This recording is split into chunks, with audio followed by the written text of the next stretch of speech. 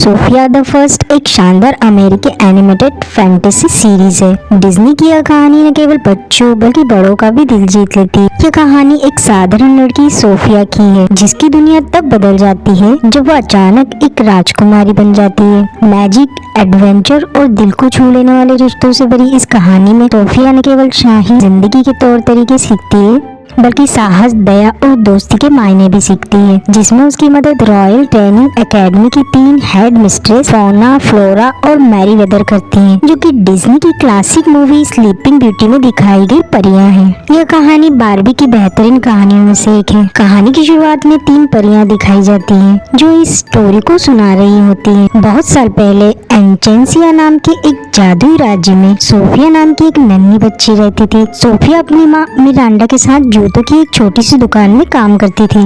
एक दिन उन्हें महाराजा रोलैंड सेकंड का बुलावा आया, जिन्हें नए शाही जूते चाहिए थे। सोफिया और उसकी माँ महल पहुंचती है। सोफिया रोलैंड से मिलने के लिए बहुत ही एक्साइटेड थी। मिरांडा ने राजा के पैरों में शाही जूते पहनाए। किंग रोलैंड को मिरांडा बहुत अच्छी लगी और जल्द ही उन दोनों की शादी हो गई। और शायद आपको लगे कि कहानी यहीं पर खत्म हो गई है, पर ये तो कहानी की शुरुआत है। और जल्दी ही वह दिन आ गया जब सोफिया और उसकी माँ शाही महल में रहने जा रही थी हमेशा के लिए। सोफिया की फ्रेंड्स उसे विदा करने आती हैं और साथ ही साथ सोफिया गांव के सभी लोगों को गुड बाय करती है, मगर उसके कुछ पशु पक्षी दोस्त, जिनमें एक खरगोश Clover, Mia the blue bird और एक गिलहरी, एक रेड बर्ड थे जिसका नाम रॉबिन था, वो उसके साथ ही चले जाते हैं चुपके से। अब सोफिया महल पहुंच जाती है, जहाँ की खूबसूरती देखकर वह कहती है, कैसे होगा सोफिया, अब जबकि हम महल में रहने वाले हैं तो वहाँ तुम्हारा अपना खुद का कमरा होगा। रॉयल पैलेस में उनका शानदार स्वागत किया जाता है। 2 खूबसूरत पिजन्स सोफिया को प्रिंसेस ताज पहनाते हैं। यहाँ हमें पता चलता है कि राजा रोलैंड के 2 बच्चे हैं, राजकुमारी एम्बर और प्रिंस जेम्स। प्रिंस जेम्स राजकुमारी एम्बर को चिढ़ाता है कि अब से तुम यहाँ की सबसे खूबसूरत राजकुमारी नहीं रही। तब राजा रोलैंड कहते हैं, अपनी बहन का स्वागत करेंगे। जी बिल्कुल पिताजी। राजा और रानी बेहद खुश थे। सोफिया प्रिंस जेम्स और राजकुमारी एम्बर से दोस्ती करने की कोशिश करती है, मगर शायद एम्बर को यह बात पसंद नहीं आती। मिरांडा दोनों बच्चों को गिफ्ट देती है, जो कि उनका रॉयल सिंबल था, जिसे मिरांडा ने खुद अपने हाथों से बनाया था। पूरे परिवार को एक साथ देखकर प्रजा भी खुश होती है। तभी वहाँ शाही जादूगर सेड्रिक आ जाता है, जिसका जादू कभी कभी ही ठीक काम करता था। फूलों की बारिश की जगह वो पानी बरसाने लगता है, लेकिन राजा इससे नाराज नहीं होते। कुछ देर की कोशिश के बाद जादूगर फूल बरसाने में कामयाब हो जाता है। अब हमें दिखाया जाता है कि सोफिया को राजसी तौर तरीके बिल्कुल भी पता नहीं होते, बार बार गलतियां करती है। इसलिए एम्बर उसे कहती है, जैसा हम करें हमारे पीछे वैसा ही करें। बढ़िया, मतलब हम आगे रहेंगे और आप हमारे पीछे पीछे। महल के राज दरबार में रानी मिरांडा और प्रिंसेस सोफिया के लिए राजगद्दी सजाई जा रही थी। सोफिया ये सब तैयारियां देखकर बहुत खुश होती है। तभी वो अचानक जादूगर सेड्रिक से टकरा जाती है। जादूगर उसे केयरफुली वॉक करने के लिए कहता है। फिर बातों ही बातों में वो बताता है कि वो अपने जादू से आग उगलने वाले राक्षसों को पकड़ना चाहता है। सोफिया उससे बहुत इम्प्रेस होती है। तभी जादूगर वहाँ से गायब हो जाता है और उसके जाते ही वहाँ महल का प्रबंधक बेलविक आ जाता है। वो बताता है कि महल के सारे कामकाज पर नजर रखना और ये देखना कि सब काम समय पर हो रहे हैं या नहीं, यही उसकी ड्यूटी है। वो सोफिया को जल्दी से डिनर रूम में जाने को कहता है। सोफिया वहाँ से चली जाती है। डिनर टेबल काफी अच्छे से सजी हुई थी। राजा रोलैंड बताते हैं कि शाही परिवार के सदस्यों का वेलकम रॉयल तरीके से किया जाता है। रानी मिरांडा का स्वागत शादी के दिन किया गया था और अब सोफिया के लिए एक शाही समारोह की तैयारियां चल रही है। सोफिया को ये सब थोड़ा अजीब लगता है। एम्बर पूछती है कि पिताजी, हमारे लिए ये सब क्यों नहीं किया गया था? तब राजा रोलैंड कहते हैं, किया गया था आपके और आपके भाई के जन्म के बाद। आपको याद नहीं बहना?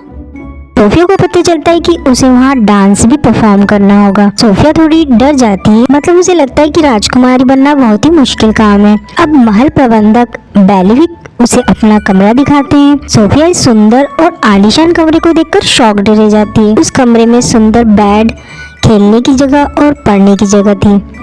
एक रूम में प्रिंसेस के लिए काफी सुंदर बार्बी ड्रेसेस और ज्वेलरी रखी हुई थी। सोफिया को यह सब कुछ बहुत पसंद आता है। बेलिविक उसे बताता है कि एक डोरी को खींचकर आप मैट को बुला सकती हैं अगर आपको किसी भी चीज की जरूरत हो। अगले सीन में हम देखते हैं कि सोफिया अपने रूम में उदास बैठी हुई थी। रानी मिरांडा के पूछने पर वो बताती है वो शाही समारोह में नहीं जाना चाहती क्योंकि वो परफेक्ट राजकुमारी नहीं बन सकती और उसे इसके बारे में कुछ भी नहीं पता है और वह तो ठीक से डांस करना भी नहीं जानती।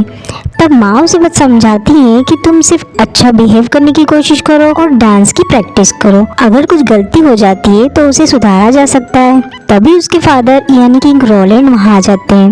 वो उसे एक कीमती लॉकेट देते हैं जिसे वो द एमुलेट ऑफ एवेलर कहते हैं। ये एक मैजिकल ताबीज था जो सोफिया की सुरक्षा के लिए था। राजा उसे हमेशा संभाल कर रखने की हिदायत देते हैं और उसे पहना देते हैं। उनकी ये बातें प्रिंसेस एम्बर भी सुन लेती है। अब राजा रोलैंड उसे बताते हैं कि कल उसे राज गुरुकुल रॉयल ट्रेनिंग एकेडमी जाना है जहाँ उसे राजमहल के तौर तरीके और नृत्य भी सिखाया जाएगा। शाही समारोह के बारे में भी उसे ट्रेनिंग दी जाएगी। राजा की बातों से सोफिया को थोड़ी राहत मिलती है और अब वह शाही समारोह में जाने के लिए तैयार हो जाती है। अब अगले सीन में हमें दिखाया जाता है कि सोफिया महल में घूम रही होती है। अभी वो फिर से जादूगर सेड्रिक से टकरा जाती है। सोफिया उसे सॉरी कहती है मगर तभी जादूगर की नजर उसके जादुई ताबीज पर पड़ती है और वो चौंक जाता है। सोफिया बताती है कि उसे यह महाराज ने दिया है। असल में जादूगर इसी मैजिकल नेकलेस की तलाश कर रहा था क्योंकि सालों से वह उसी एवेलर के लॉकेट को पाना चाहता था मगर उसे ये नहीं पता था कि वो महल में ही कहीं मौजूद है। उसे वह जादुई ताबीज अपने जादू को और पावर को बढ़ाने के लिए चाहिए था ताकि वह इंचेंसिया राज्य पर कब्जा कर सके और खुद राजा बन सके। खैर अब तो वो जान ही चुका था इसलिए वो सोफिया से लॉकेट छीनने की योजना बनाने लगता है। अब हमें प्रिंसेस सोफिया का रूम दिखाया जाता है। वह अब रिलैक्स्ड थी क्योंकि उसे यकीन था कि अब वो परफेक्ट राजकुमारी बन सकेगी। मगर प्रॉब्लम अब ये थी कि उसे राजकुमारी के बेड पर नींद नहीं आ रही थी। तब वह विंडो पर जाकर सो जाती है। सुबह होने पर विंडो से धूप के साथ साथ उसके एनिमल फ्रेंड्स भी रूम में आ जाते हैं। उनकी आवाजें सुनकर सोफिया जाग जाती है मगर वो कुछ कहती इसके पहले महल प्रबंधक बेलिविक आ जाता है और कहता है नाश्ता 5 मिनट में तैयार हो जाएगा। उसके बाद राज गुरुकुल जाना है। सोफिया सही समय पर रेडी हो जाती है। प्रिंसेस एम्बर और प्रिंस जेम्स उसका अपनी जादुई हॉर्स कार्ड में इंतजार कर रहे थे। तीनों बच्चे इस शानदार सवारी का आनंद लेते हैं क्योंकि वो हॉर्स कार्ड उड़कर उन्हें एकेडमी पहुंचाने वाली थी। सोफिया तो इस खूबसूरत नजारे में खो जाती है। सब कुछ एक सपने की ही तरह था और रॉयल ट्रेनिंग एकेडमी सपने से भी ज्यादा सुंदर था। सोफिया को वहाँ सबसे पहले 3 परियां मिलती हैं, फौना, फ्लोरा और मैरीवेदर, जो कि वहाँ की हेड मिस्ट्रेस थी। वे तीनों सोफिया का वेलकम करती हैं। तो फ्रेंड, डिज्नी प्रिंसेस सोफिया की स्टोरी आपको जरूर पसंद आई होगी। इसके आगे की स्टोरी हम पार्ट 2 में देखेंगे। तो जल्दी से चैनल को सब्सक्राइब कर लीजिए, वीडियो को लाइक और शेयर जरूर कीजिए। Thank you.